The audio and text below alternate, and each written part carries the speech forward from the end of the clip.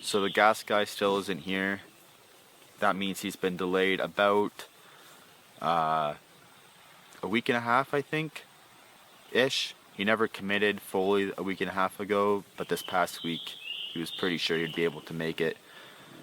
I'm not too surprised or disappointed.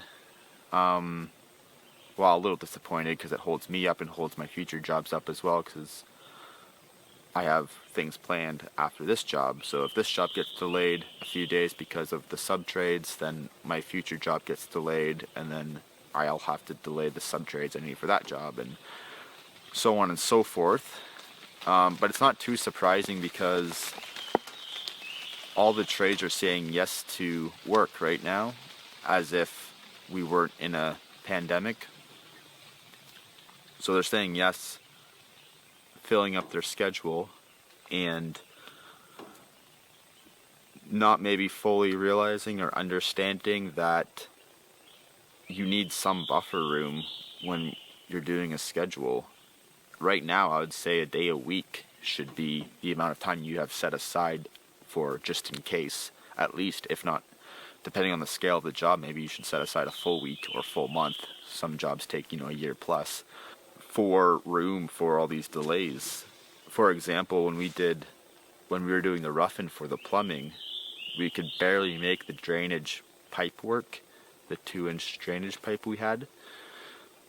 And if we weren't able to make that work, there was nothing within an hour plus radius, and that's a super common diameter drainage pipe. So if we weren't able to find that, we would have been delayed at least 2 days from when the plumber can make it back up again, and that would push the concrete pad off from being poured at least 4 days. But then they can't sit around and do nothing, so they'll probably start the next job, and then we'll be dependent on that next job. So it could be a full week, 2 weeks before we'd have been able to get going, and that's just because of one pipe we could have been missing. So it does compound pretty quickly. So for that reason, I understand that this gas guy could be put in the same position where his jobs get delayed for whatever reason, something beyond his control, and that's probably the most likely situation. But there's also the fact that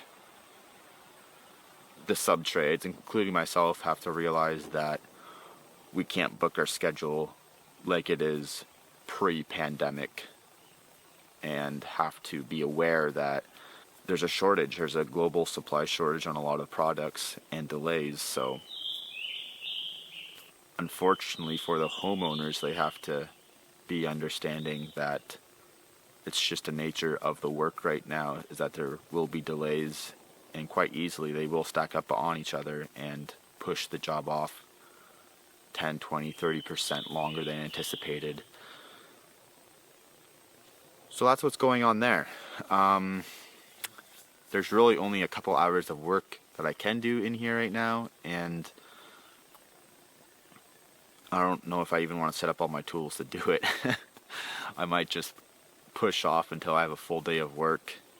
I'll have to think about that. I could say yes to a few other jobs I could go back to, helping people out who've gotten in neck deep, so to speak, in their work.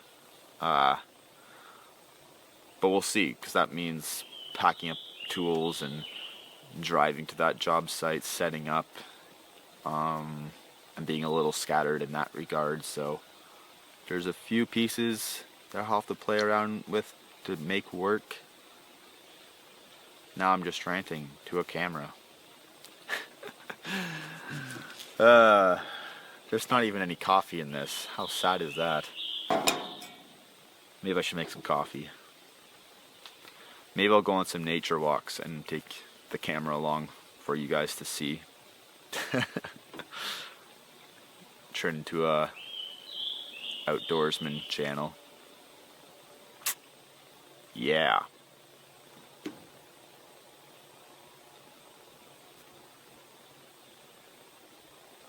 The weather has been really nice lately, so there's that. Okay, so I'm gonna jump back inside here, give it a good hum and haw of what I can do once the drywall is ready to be installed after our vapor barrier inspection, it will pretty much just be me for 2, 3, 4 weeks even. So I won't be delayed by anyone in that regard. Just this in-between stage is a little too bad, but that is what it is currently. Okay. I guess see you in a few seconds maybe.